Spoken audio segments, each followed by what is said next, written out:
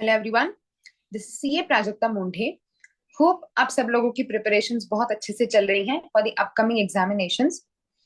Now, as we are preparing for the May November 25 attempt, it becomes very important for us to focus what are the amendments that have been given by the income tax department that would be relevant for our attempt. So May 25 की regular batch I have already completed. November 25 regular batch I will be starting in some days. In the May 25 regular batch, I've already incorporated all these amendments because they are relevant for May 25. But it is very, very important to focus specifically on amendments.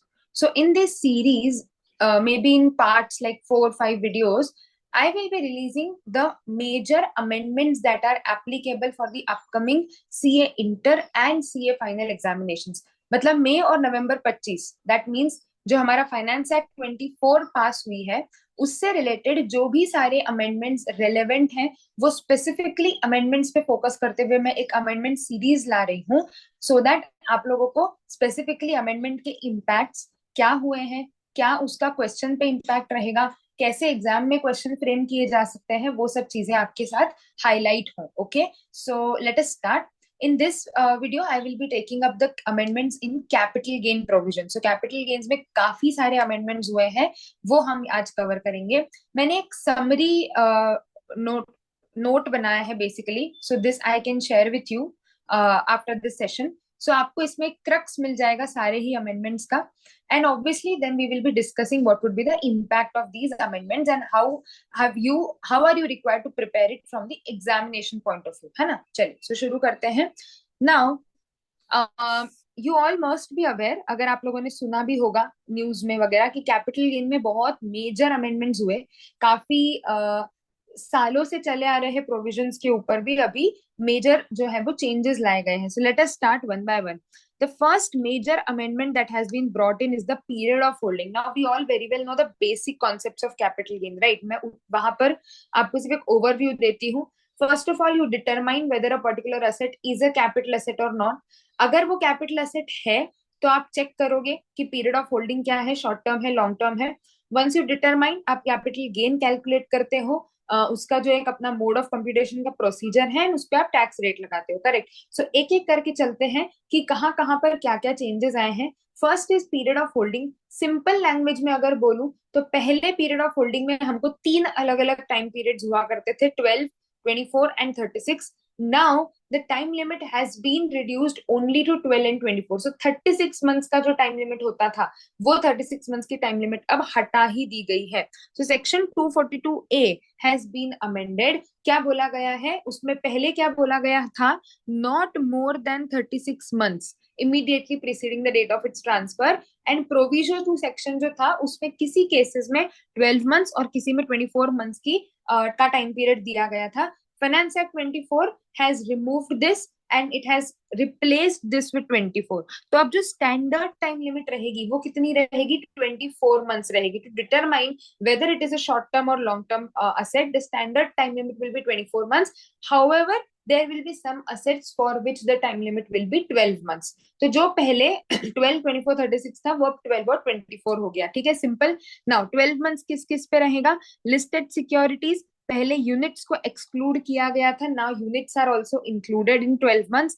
Unit trust of India, UTI, unit of equity oriented fund, इन सब assets में listed security कोई भी हो, units हो, सो this is also included. So any listed security or unit of UTI, including units of business trust, unit of equity oriented, all this will now have a time period of 12 months. Excluding this, बाकी सारी assets जो रहेंगी उनके ऊपर time limit will B 24. For the sake of comparison मैंने table भी दी है कि पहले इनके क्या टाइम पीरियड्स थे, अब क्या टाइम पीरियड्स हैं. So this will be the time limits that will be applicable. All the amendments that have been brought in are brought in the particular finance act. Now, in case of market linked debentures or specified mutual funds, section 50AA, 50AA एक नया section insert हुआ था last budget में. I have already released a separate video on section 50AA. So that I will have already that is already there on my channel. I will share the link along with this video. You can just have a overview.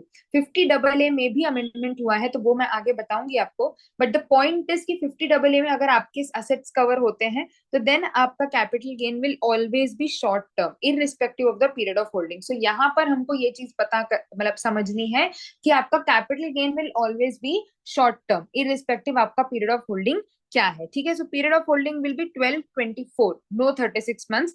Moving on to the mode of computation and tax rates. So tax rates पे पहले बात करते हैं, फिर मैं modes of computation पे लेके जाऊंगी. Now there were 3 sections, 111A, 112 and 112A. 3 sections हैं जो कि स्पेशल टैक्स रेट्स बताते हैं कैपिटल गेन के ऊपर. 111A is short term capital gain on listed equities, listed equity oriented funds and unit of business trust. So अगर इनमें से कोई भी असेट आपने सेल किया है तो then it has to be taxed under 111A. Tax rate क्या था? तो बिफोर 23 जुलाई. ना ये जो बजट आया जहां पर ये सब चेंजेस हुए वो आया है 23 जुलाई को. And all the changes like major changes have been brought in with effect from 23 जुलाई. उसी दिन. ज्यादा उन्होंने प्लानिंग वैनिंग करने को भी टाइम नहीं दिया कि आप पहले बेच दो, टैक्स बचा दो. आज हमने बजट लगाया आज, और आज से आगे जब भी आप कोई भी चीज सेल करोगे it has to be at this particular rate. तो एग्जाम में क्या ध्यान रखना है, अगर ट्रांसफर डेट बिफोर 23 जुलाई है तो प्रोविजंस पिछले अप्लाई करने हैं. अगर ट्रांसफर डेट आगे की है तो आपको नए प्रोविजंस अप्लाई करने पड़ेंगे. Same goes with the period of holding as well. So these amendments are brought in with effect from, so basically on or after, transfers on or after 23rd of July. So tax rate was 15%. अब tax rate is 20%. तो आप जो short term capital gain निकालते थे STT paid equity shares और इन सब के ऊपर, that was taxed by 15%. Now it has been taxed by 20%. तो रेट उन्होंने बढ़ा दी. ठीक है. चलिए. Now 112. Section 112 is the general rate for any long-term capital gain, tax rate for any long-term capital gain. The general rate in this section was 20%, but there was some cases where the rate was 10%. So I've given a small chart to just give you a brief of what were the provisions till 23rd July. Again, ऐसा नहीं करना है कि अरे ये तो हमारे लिए रेलेवेंट ही नहीं है, अब तो रेट चेंज हो गई. एग्जाम में क्वेश्चन जुलाई के पहले आ सकता है, तो ये हमको ध्यान रखना है. Also there can be a mix match कि शॉर्ट टर्म बिफोर 23rd जुलाई का गेन है and long term post 23rd जुलाई का गेन है. So it is very important to know amendment कब से इफेक्ट में आया है और क्या उसका इम्पैक्ट रहा है. नाउ पहले क्या था, अनलिस्टेड सिक्योरिटीज और shares of closely held company अगर सेल हो रहा है और जो सेल कर रहा है मतलब the person who is having income is a non resident, then the rate will be 10% without indexation and foreign currency benefit. Otherwise the rate will be 20%. ठीक है. In any other case, it will be 20% with indexation. Listed or listed securities other than units or zero coupon bonds, it will be 10% without indexation or 20% with indexation, whichever is beneficial for the assessee. And other assets, it is 20% with indexation. This is a standard rate. 20% is the standard rate for 112. सो ये specific cases है, otherwise 20% का rate लगाया जाएगा. Now when we talk about the rates on or after 23rd of July, it has become 12.5%. So अब से जो भी tax rate रहेगी that will be 12.5%. However there is also change in the indexation provisions that I am coming after I discuss the rates with you. So वो चीज हमको ध्यान रखनी है कि लॉन्ग टर्म कैपिटल गेन में जो मेन इम्पैक्ट आया है, नहीं तो लोगों को लगेगा वाह बढ़िया ये तो बहुत अच्छा किया उन्होंने, 20% का 12.5 कर दिया. नहीं, 20% का 12.5 किया है नो डाउट, बट यहाँ पर इंडेक्सेशन बेनिफिट मिलता था. अब से इंडेक्सेशन बेनिफिट जो है वो नहीं दिया जाएगा. ठीक है. So tax rate has been reduced but the benefit of indexation has been withdrawn. Okay. चलो. Long term 112A, long term capital gain on listed equity, equity oriented fund and units of business trust. तो अगर ये वाला case है then the rate was 10% and the limit was 1 lakh. मतलब 1 लाख तक का अगर आपको गेन है तो टैक्स नहीं लगेगा, बट अगर 1 लाख के ऊपर का गेन है तो 10% से टैक्स लगाया जाता था.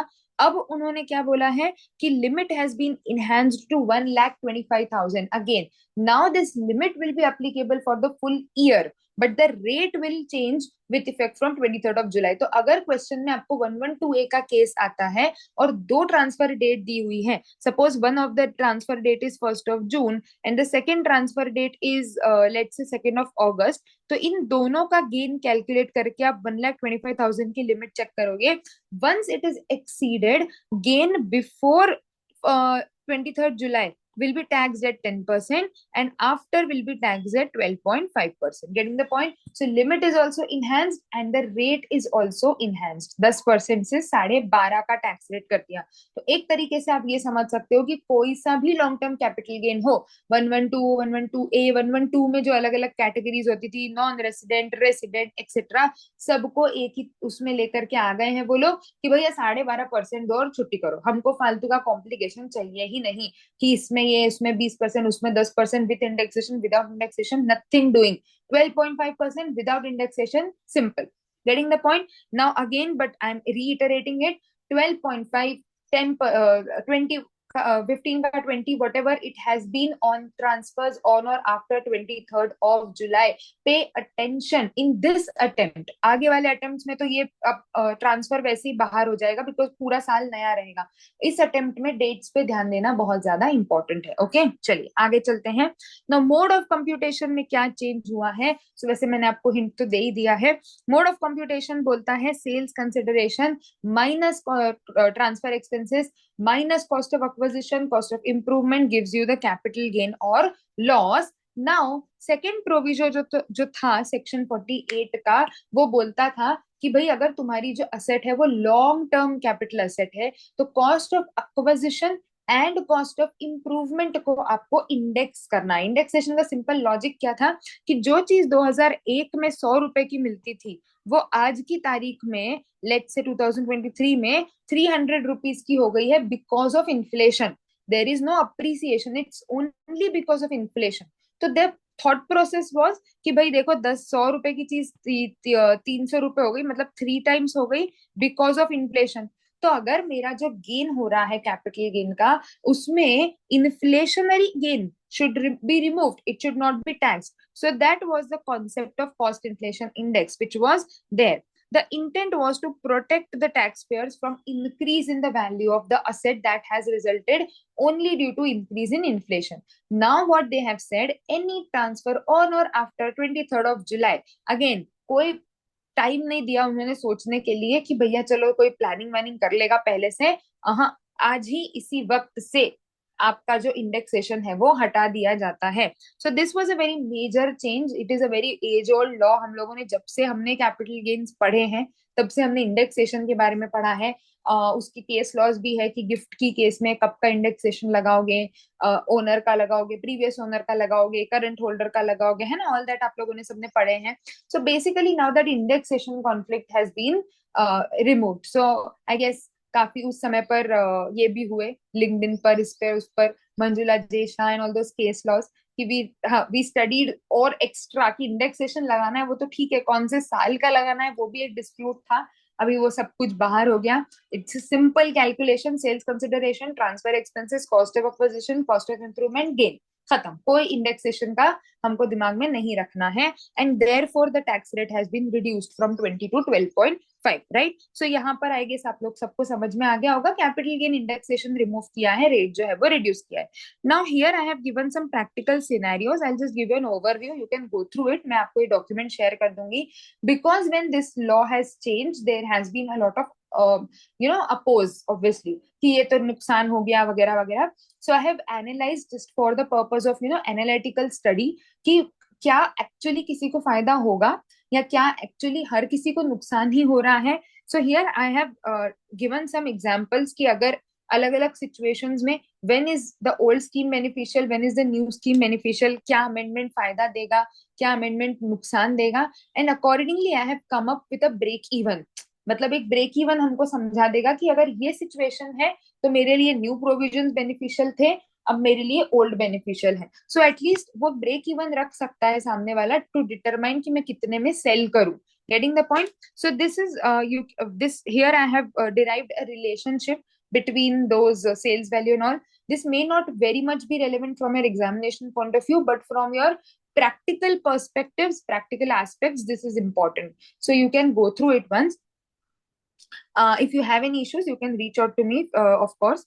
Now, obviously, as I told you, there was very much opposed जब भी फर्स्ट इसमें बजट में उन्होंने बिल में अनाउंस किया जुलाई में 23 जुलाई को कि ऐसा ऐसा करेंगे, तो पीपल वर वेरी मच ये very negative responses. And therefore when the final act was passed, final bill was passed in the parliament, the finance minister came up with a relaxation in this provision. Okay, now that relaxation is only for resident individuals and HUFs. Very very important point.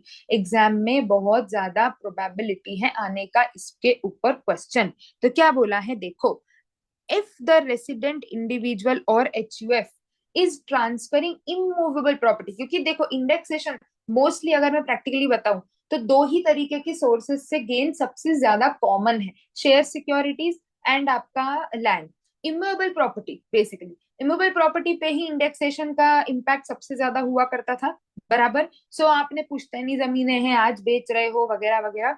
सो उन्होंने क्या बोला, अगर आप resident individual या HUF हो और आपका immovable property transfer का केस है, लैंड और बिल्डिंग और both, which you had acquired before 23rd of July, but you are selling on or after 23rd of July, इस अमेंडमेंट आने के बाद आप उसको सेल कर रहे हो, तो then your capital gain will be calculated by both the tax on that capital gain will be calculated by both the rules. मतलब ओल्ड और न्यू किस में अमेंडमेंट हुआ है, 112 में अमेंडमेंट हुआ है, ठीक है.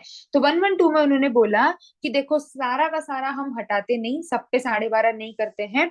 अगर आप रेसिडेंट इंडिविजुअल हो और आपने प्रॉपर्टी लेट से 2011 में खरीदी थी और अब आप उसको 2024 में सेल कर रहे हो, तो आपको क्या करना है, आपको पहले तो ओल्ड तरीके से भी टैक्स रेट निकाल लेनी है और आपको न्यू तरीके से भी टैक्स पेबल निकालना है. मतलब अगर अमेंडमेंट नहीं हुआ होता तो मेरा टैक्स आता सपोज 1 लाख, ठीक है, और अमेंडमेंट हो गया तो मेरा टैक्स आया है सपोज 1,50,000. तो मेरा ये जो एक्स्ट्रा 50,000 आ रहा है because of this amendment, this extra 50,000 I'm not supposed to pay. So this excess shall be ignored. What language they are using, that any tax over and above the old rules, अगर मुझे old में 1 लाख पे करना था, new में अब old मतलब indexation and 20% और न्यू मतलब नो इंडेक्सेशन एंड 12.5%, ठीक है, इनको कंपेयर किया जाएगा. इसमें जो टैक्स आ रहा है सपोज 1 लाख है,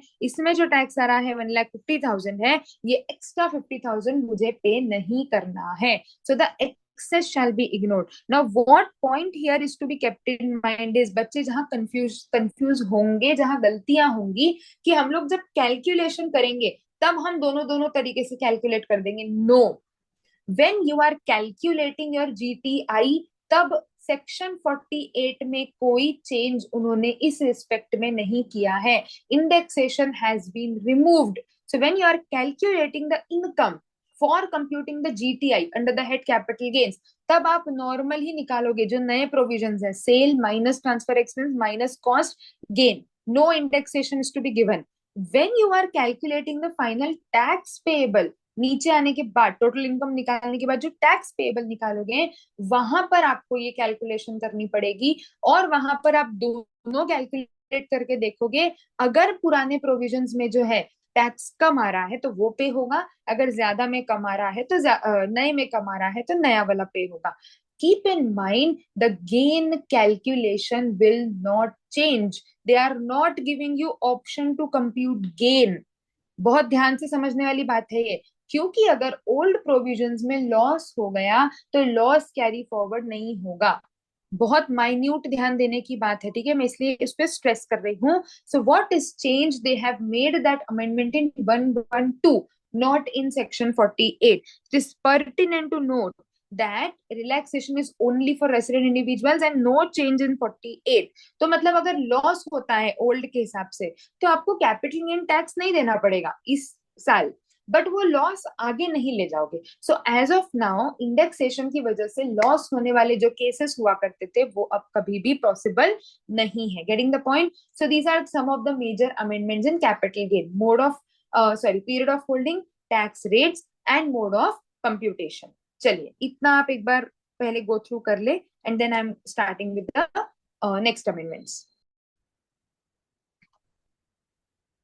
So we are discussing about the amendment that have been done by the Finance 24 in the provisions relating to capital gains.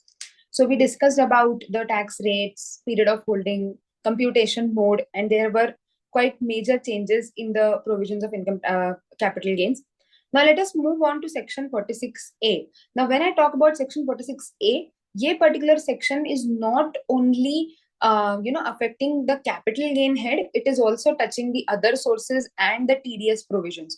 तो एक ओवरऑल पर्सपेक्टिव हम लेके चलेंगे. सिर्फ 46A का अमेंडमेंट नहीं पढ़ाऊंगी मैं, बिकॉज वो समझ में आने के लिए आपको उसके जो अदर रिपरकशंस आए हैं उसके साथ जो बाकी करस्पॉन्डिंग अमेंडमेंट्स हुए हैं वो भी साथ में समझना जरूरी है. ठीक है. सो क्या बोला गया है? Provision related to taxation of buy back of shares in the hands of share holders, that is 46A. चलो पहले बात करते हैं कि सेक्शन क्या था, बिकॉज वो हम सबने पढ़ा है, right? So section 46A was basically talking about buyback taxation in the hands of shareholders, and there was one more section 115QA. ठीक है.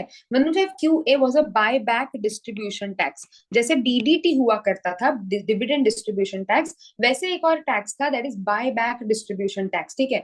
DDT काफी पहले रिमूव हो चुका है. हो सकता है आप लोगों में से काफी सारे लोगों ने कभी भी DDT पढ़ा ही नहीं है प्रैक्टिकली आपके इंटर में या कभी भी, but DDT was there, which was a tax that the companies used to pay at the time of distribution of dividend. ठीक है. Now this is BDT, buyback distribution tax. Now what was buyback distribution tax? जब भी कोई company buyback करती थी अपने shares को, तो सपोज कंपनी ने वो शेयर जब इशू किया था तब 10 रुपए में इशू किया था. अब जब कंपनी बायबैक कर रही है तो कंपनी खुद ही अपना शेयर परचेज कर रही है, और कंपनी ने शेयर होल्डर को 15 रुपए पे किए उस शेयर पे, मतलब 10 रुपए की चीज उसने 15 रुपए में वापस करी. तो कंपनी ने क्या पे किया है? 5 रुपीज का प्रीमियम पे किया है ना. 5 rupees company has paid extra. Now when you talk about this 5 rupees, in this case that 5 rupees department का क्या कहना है कि कहां से आ रहा है? अल्टीमेटली तो कंपनी के रिजर्व्स में से ही आ रहा है. मतलब इट इज काइंड ऑफ कि कंपनी ने अपने रिजर्व्स में से ही पैसा डिस्ट्रीब्यूट किया होगा, और कहां से एक्स्ट्रा पैसा डिस्ट्रीब्यूट कर सकती है, राइट? सो उसके ऊपर एक तरीके से उन्होंने बोला ये जो प्रीमियम अमाउंट आप डिस्ट्रीब्यूट कर रहे हो during buyback, this has to be taxed as buyback distribution tax. और ये टैक्स कौन पे करेगा? कंपनी पे करेगी. ठीक है. Now if the company has paid tax on this premium, तो अब हम एक बार शेयर होल्डर के पॉइंट ऑफ व्यू से समझते हैं. सपोज करो तुम शेयर होल्डर हो, तुमने कंपनी का शेयर खरीदा था 10 रुपए में, वापस कर रहे हो 15 रुपए में, तो 5 रुपए की तुम्हारी इनकम हुई. ये 5 रुपए की इनकम पे कंपनी ने ऑलरेडी बीडीटी पे कर दिया है, तो तुम्हारे हाथ में फिर से उसी इनकम पे कैपिटल गेन नहीं लगाया जाएगा. So this is the nature of capital gain income in your hand, but it will not be taxed if the company has already paid बीडीटी. Getting the point? So shares of domestic company weather listed और unlisted if bought back were subject to BDT. Clear? ये अभी का arrangement हुआ. Now what has been changed? So section 46A has been changed. Why? Because 115QA, that is the BDT tax, has been removed. ये section उन्होंने हटा दिया. तो उन्होंने क्या बोला? भैया आपसे जो भी बायबैक होगा वो शेयर होल्डर के हाथ में टैक्सेबल होगा, कंपनी बीडीटी पे नहीं करेगी. Similar to what they did at the time of dividend, कि डिविडेंड जो है वो निकाल दिया डीडीटी और टैक्सेबिलिटी शिफ्ट कर दी शेयर होल्डर के हाथ में, वैसा ही यहाँ पे किया है. बट डिविडेंड के केस में चीजें सिंपल थी. डिविडेंड हट गया, मतलब डीडीटी हट गया, डिविडेंड इनकम अदर सोर्सेज में जाके बैठ गई, उस पर आप आपके स्लैब रेट से टैक्स दे दोगे. यहाँ पर दिक्कत क्या है? यहाँ पर कंफ्यूजन ये है कि ठीक है शेयर होल्डर बोल रहा है चलो हम भर देंगे टैक्स, बट टैक्स भरना किसके ऊपर है? What will be the amount on which tax is suppose to be paid? So what they have said is that whenever a company is like basically doing a buyback, ठीक है. So section 46A has been amended, and it has said that in such case the capital gain will be taxed in the hands of shareholders first of all. Second, the consideration of such transfer will be considered as nil. तो suppose मेरे पास किसी company के 10,000 shares थे, ठीक है, 10,000 shares थे, मैंने 10 रुपए में खरीदे थे। या हम एक काम करते हैं, हम सिर्फ सिंपल सिंपल एग्जांपल्स लेके चलते हैं और छोटे फिगर्स लेते हैं। सपोज मेरे पास 100 रुपीज का एक शेयर था, ठीक है, मैंने कंपनी से 100 रुपीज में खरीदा था। जब कंपनी बाय बैक कर रही है तो कंपनी 170 रुपीज पे बाय बैक कर रही है। अब मेरे कॉस्ट ऑफ एक्विजिशन इज 100, ठीक है, कंपनी इज गिविंग मी 70। तो एक व्यू तो सिंपल ये होगा कि भैया 70 रुपए का मेरे हाथ में कैपिटल गेन हो गया।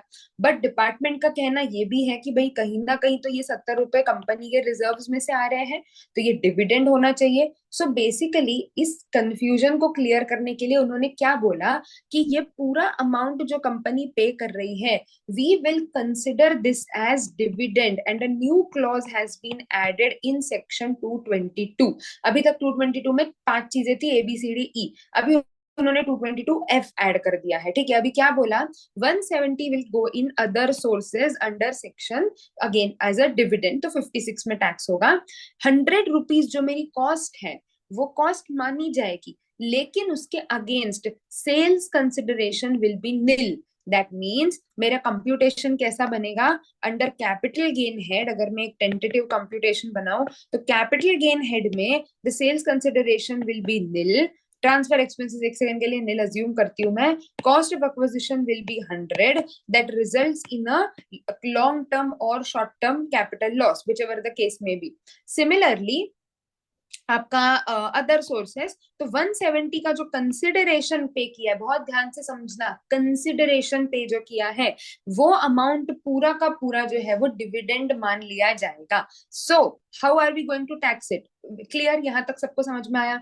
अब उससे फर्क क्या पड़ेगा, फर्क ये पड़ेगा कि शेयर होल्डर्स के हाथ में टैक्सेबिलिटी का इम्पैक्ट एकदम से चेंज हो जाएगा। सी, ये जो इनकम है ये आप इस लॉस के अगेंस्ट सेट ऑफ नहीं कर सकते हो, बिकॉज ये कैपिटल लॉस है और 170 जो है वो अदर सोर्सेस की इनकम है।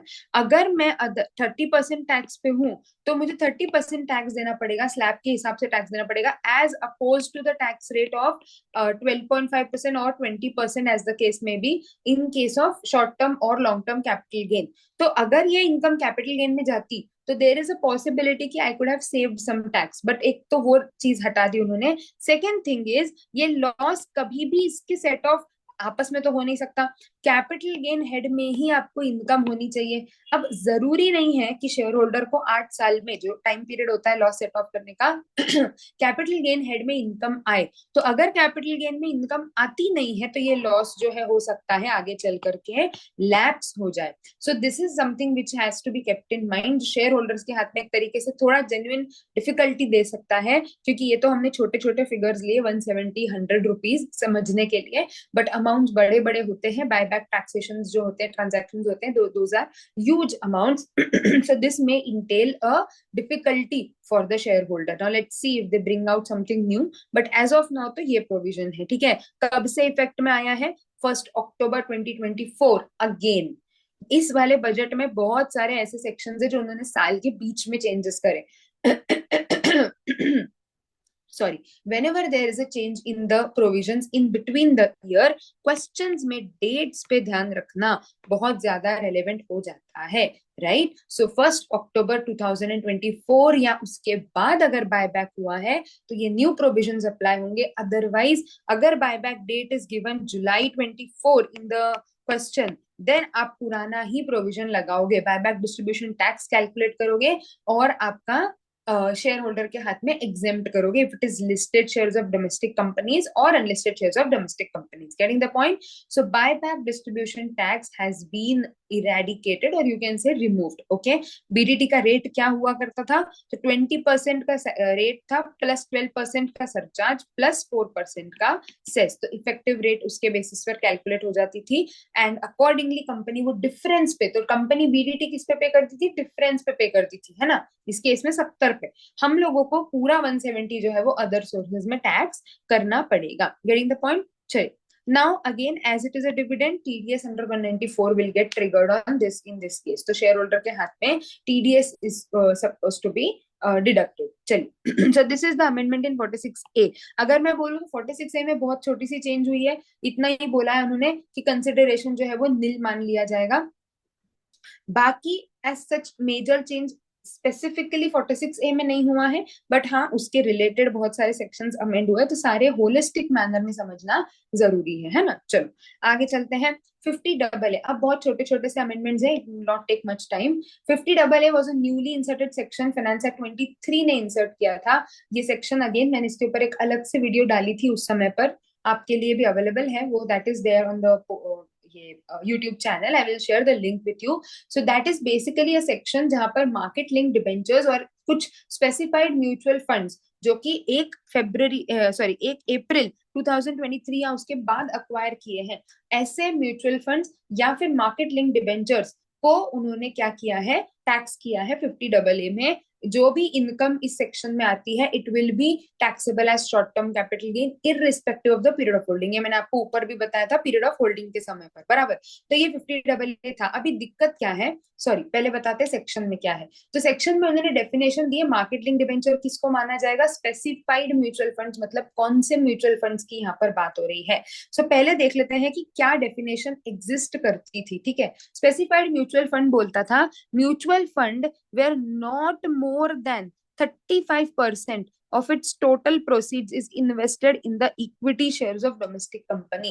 मतलब not more than 35% of its total proceeds is invested in the equity shares of domestic company।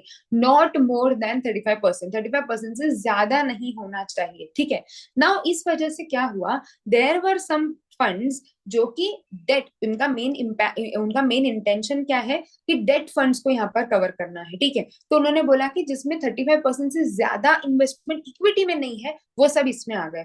अब ऐसे काफी सारे फंड्स हैं जो हो सकता है डायरेक्टली 35% वाले कंडीशन में नहीं जा रहे, but they are not also debt funds. जैसे there may be some funds, जब suppose exchange trade funds, gold mutual funds, ये सब इनमें भी 35% से कम इन्वेस्टमेंट इक्विटी में है, बट ये डेट फंड नहीं है। तो ऐसे केसेस में देयर वर सम प्रॉब्लम्स कि ये आइडियली तो कवर हो गए स्पेसिफाइड म्यूचुअल फंड्स में, बट उनका जो इंटेंट था that was to tax debt funds under this section. तो ये कहीं ना कहीं एम्बिग्विटी क्रिएट कर रहा था। नाउ दे हैव क्लेरिफाइड, क्या बोला है उन्होंने न्यू डेफिनेशन में, which is substituted with effect from April 26, means a mutual fund by whatever name called which invests more than 65% of its total proceeds in debt and money market, or a fund which invests more 65% or more of its total proceeds in fund of in units of a fund in referred to in subclause A, that is 65%। so basically या तो वो fund जो है वो अपनी पूरी proceeds का 65% से ज्यादा, more than 65%, whenever you are reading a section, whenever you are reading a provision, it is very very important to keep in mind when have they used more than, less than, not more than, not less than। तो कब more than होगा, कब less then होगा, कब more than equal to होगा, कब less than equal to होगा, because exam में there is a high probability that they may ask it is exact 65%। And this we all see in the practical scenarios. मैं taxation में practice भी कर रही हूँ, मेनी अ टाइम्स ये case आता है कि भाई एग्जैक्ट इन्वेस्टमेंट है अगर किसी का तो आप किधर ले जाओगे, तो अब एग्जैक्ट 65% है तो भी इधर नहीं आएगा। उन्होंने बोला है invest more than 65% in debt and money market instruments, है ना, और फंड विच इन्वेस्ट 65% और more of its proceeds in units of a fund referred above. मतलब इस फंड में किसी दूसरे फंड ने मोर देन 65% इन्वेस्ट किया हुआ है ना। यहाँ पर अगर आप लैंग्वेज देखो 65 और मोर, यहाँ पर क्या बोला उन्होंने, 65% or more, ठीक है। So these are some of the nuances, minute nuances that are to be kept in mind whenever we are reading a section। ये चीज आप हैबिट में लेके आ जाओ तो आपको ऑटोमेटिकली इंटरप्रिटेशन इजी हो जाएगा। तो अब से वो क्लैरिफाई हो गया, तो वो एम्बिग्विटी जो थी वो हटा दी उन्होंने। मार्केट लिंक डिबेंचर्स तो नो चेंज, वो वही है जो पहले भी था। So security which has underlying principal component in the form of debt and returns are linked to the market returns, that is a market link debenture. Newly added, नया चीज एक ऐड हुई है unlisted bonds or an unlisted debenture which is transferred or redeemed or matures on or after 23rd of July, because budget was on 23rd of July. सो उसके बाद जो भी अनलिस्टेड बॉन्ड और डिबेंचर मैच्योर होगा या ट्रांसफर होगा, वो भी 50AA के स्कोप में आ जाएगा. So this has been clarified. Definition में थोड़ा सा चेंज हुआ है, very very important. Section 55 talks about cost of acquisition. 55 में काफी सारे स्पेशल सर्कमस्टांसेस दिए हुए हैं, one of which talks about section 112A. 112A मैंने ऊपर बताया आपको, listed equity, units of equity oriented fund, है ना, बिजनेस ट्रस्ट, इन सब का अगर लॉन्ग टर्म कैपिटल गेन होता है तो वो 10% से टैक्स होता था, अभी वो 12.5 हो गया. लिमिट 1 लाख थी, अभी वो 1,25,000 हो गई. अगर 112A, तो 112A सेक्शन जो आया था वो कब आया था? 1 फरवरी 2018 को. ठीक है, उसके पहले ये जो गेन्स हुआ करते थे वो एग्जेम्प्ट हुआ करते थे. तो लोगों ने भर भर के उसमें इन्वेस्टमेंट करे कि वाह बढ़िया है, 1 साल होल्ड करो, बेच दो, गेन पूरा टैक्स फ्री हो गया. सरकार को लगा ये तो गड़बड़ हो गई, हमने तो ठीक है म्यूचुअल फंड में इन्वेस्टमेंट बढ़ाने के लिए किया था, बट ये तो एकदम ही हमारा ही नुकसान होने लगा, लोग तो बढ़िया कमा रहे हैं और हमको कोई टैक्स नहीं मिल रहा. तो उन्होंने 1 फरवरी 2018 को बोला भैया टैक्स देना पड़ेगा. टैक्स में एक लिमिट लगा दी कि 1 lakh which is now increase तक आपको टैक्स देने की जरूरत नहीं है, उसके ऊपर का गेन होगा तो टैक्स लगेगा 12.5% से, अब आपको टैक्स देना है. Earlier it was 10%. Again these rates have been changed in middle of the year. तो इस साल के लिए दोनों रेट से टैक्स कैलकुलेट हो सकता है, depending on the time period आपने गेन कब अर्न किया है. बट प्रॉब्लम कहाँ आई? शेयर्स अगर 1 फरवरी 2018 के पहले खरीदे हैं तो वहां पर उनको बेनिफिट तो देना पड़ेगा. तो उन्होंने एक नया मेथड दिया कॉस्ट ऑफ एक्विजिशन निकालने का. उन्होंने ऐसा तरीका निकाला कि उस पीरियड का अगर कोई गेन हुआ है तो वो एसएससी के हाथ में उस पर टैक्स नहीं लगे. तो क्या बोला उन्होंने कि the cost will be higher of A and B, where A is the actual cost of acquisition and B is the fair market value on 31st January or sales consideration whichever is lower. इन दोनों में से जो higher है उसको क्या मानोगे? Cost of acquisition for the purpose of computing gain. कब? जब असेट 1 फरवरी 2018 के पहले खरीदी पर अब बेच अब आप आज रहे हो, या मतलब आफ्टर 18 बेच रहे हो ना. यहाँ पर एक और बात उन्होंने बोली थी कि अगर वो लिस्ट शेयर पहले लिस्टेड नहीं था, मतलब दिसंबर जनवरी में लिस्टेड नहीं था, बट आज लिस्ट हो गया, तो आज तो 112A में कवर हो गया, बट उस दिन लिस्टेड नहीं था, और listed on a recognized stock exchange on the date of transfer, but which became the property of assessee in consideration of share which is not listed on 31st of January by way of transaction not regarded as transfer. तो आपके पास जब आया by way of ऐसे transaction आया जब उस पर tax नहीं लगा और अगेन 31st जनवरी को लिस्टेड नहीं था, तो इसके लिए उन्होंने मेथड दिया था कि आप फेयर मार्केट वैल्यू निकालो. फेयर मार्केट वैल्यू क्या थी? Cost into impact of cost inflation index, मतलब 17-18 का कॉस्ट इन्फ्लेशन इंडेक्स अपॉन जिस साल में आपने खरीदा है. सपोज आपने 2013-14 में खरीदा है, तो उन्होंने बोला कि अभी लिस्टेड तो है नहीं, तो जो हमारी एक्चुअल कॉस्ट थी वो आज के दिन पे इन्फ्लेट कर दो तो वो हमारी कॉस्ट ऑफ एक्विजिशन मान ली जाएगी. सो एग्जाम्पल, अगर 8-9 में आपका cost was 24,000 and it was not listed on 31st January but listed on transfer, the FMB will become 25,000 into 272 upon 137. तो ये आपकी कॉस्ट ऑफ एक्विजिशन मानी जाएगी for the purposes of gains. Again for this point fair market value, ठीक है, ये ऐसे निकाली जाएगी. अब relaxation eight the time of acquisition in case of certain unlisted shares. Now दिक्कत क्या थी?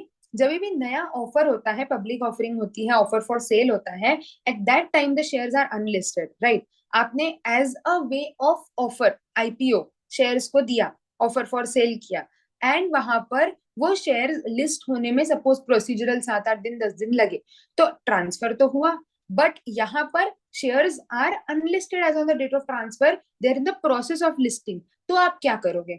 तो उन्होंने क्लेरिफाई करा कि अगर इनिशियली लिस्टेड नहीं है, मतलब 31st जनवरी को लिस्टेड नहीं है, या फिर वो आपकी प्रॉपर्टी बने हैं by way of transaction which is not regarded as transfer in consideration of share which is not listed on exchange, तो आपको जो शेयर मिला वो किसी ऐसे शेयर के कंसिडरेशन के हिसाब से मिला जो लिस्टेड नहीं था 31st जनवरी को, by way of transaction which is not regarded as transfer but listed on such exchange subsequent to the date of transfer. ध्यान से सुनो, यहाँ ऊपर क्या लिखा है? Listed on the date of transfer. जो ऑफर फॉर सेल वाला केस है आईपीओ का, वहां पर as on date of transfer भी वो लिस्टेड नहीं है. तो लैंग्वेज क्या लिखी है देखो, ध्यान से समझने की कोशिश करो. Exchange subsequent to the date of transfer where such transfer is in respect of sale of unlisted equity shares under offer for sale to the public included in IPO. सिर्फ इस केस में उसमें उन्होंने वही रिलैक्सेशन दे दिया है जो इसमें है कि आप इसको इन्फ्लेट करो कॉस्ट इन्फ्लेशन इंडेक्स के हिसाब से और फिर उसको एफएमवी मान के चलो। Getting the point? तो यहाँ और यहाँ अंतर क्या है कि यहाँ पर अभी भी वो लिस्टेड नहीं है but in the process of listing है, इसीलिए उसको ये बेनिफिट दे दिया है। It will be treated as a listed share only. Getting the point? So this has been inserted with effect from April 2018. चलो, now last section, section 47, छोटा सा amendment है, बहुत major amendment नहीं है। 47 section states transactions which are not to be considered as transfer. Clause 3 of 47 has been substituted with effect from April 25. Now क्या बोला है? Any transfer of a capital asset under a gift or will और N irrevocable trust, हम सबने पढ़ा है section 47, है ना, कि भाई any transfer of a capital under a gift और विल और irrevocable trust is not to be considered as transfer. Now, what they have changed, any transfer of a capital asset by an individual or HUF under a gift or will or irrevocable, तो यहाँ पर कुछ specific नहीं था, company, firm, LLP सब included थे। अब उन्होंने रिलैक्सेशन सिर्फ किसको दी है? Individual HUF। Apart from individual HUF अगर ट्रांसफर होगा तो उसको 47 के अंडर कवर करके आप कैपिटल गेन से बाहर नहीं कर पाओगे। So the substituted clause is applicable only if such transfer is by an individual HUF. Other than individual HUF will now not be covered under 47. Getting the point? So these are the amendments, major amendments in the provisions of capital gain. अगर मैं बात करूं तो again हमने mode of computation, rate, period of holding, buyback taxation पढ़ा। Then हमने 50AA के definitions में क्या क्या चेंज हुआ वो पढ़ा। सेक्शन 55 और 47, these are the major amendments in the provisions of capital gain head. Okay, so go through all these sections properly. आप लोगों का this is much more relevant for May attempt because November attempt mostly classes अभी हुई भी नहीं होंगी, अगर हो भी गई है तो भी आपके लिए रेलेवेंट है। Why I have included this as a separate video? Because it is very important to understand the impact what these amendments will help. तो जब हम पूरा चैप्टर पढ़ते हैं तो कभी कभी हमारा ये चीज मिस हो जाती है कि यार स्पेसिफिकली इस अमेंडमेंट का क्या इम्पैक्ट आएगा। उसके लिए मैंने अलग से लेक्चर्स देना स्टार्ट किया है। Again, in the next series, I will be coming up with the another session. So let's say I'll take up TDS or presumptive taxation. जहां जहां पर amendments हुए हैं, I've grouped them and एक एक साथ, जैसे सारे कैपिटल गेन के एक साथ, TDS के एक साथ, इस तरीके से हम एक एक करके within a period of like 4, 5, 6 series, I will be completing all the amendments. Okay, so go through these provisions, read them, read the section. Make it a habit to read the section. मुझे पता है हम लोग exam के लिए पढ़ रहे हैं तो हम लोग बहुत बार ये बोलते हैं कि ठीक है मॉड्यूल में सिंपल लैंग्वेज है वही पढ़ लेते हैं, वो जरूरी है, ठीक है, क्योंकि आपको लिखना वैसे है एग्जाम में। बट जब आप सेक्शन से पढ़ते हो तो वो इंटरप्रिटेशन, वो सेक्शन की लैंग्वेज, वो आपको ऑटोमेटिकली आने लग जाती है, तो आपका ही स्किल बढ़ता है, आपका अंडरस्टैंडिंग डेवलप होता है। ठीक है, so try to go read these sections, try to understand what was the law before, what is the law now, what are the impacts, and accordingly will be able to prepare well for the examinations. Okay, so all the very best. Let me know if you have any doubts in this topic or if you have any other topic that you wish me to discuss. Feel free to contact.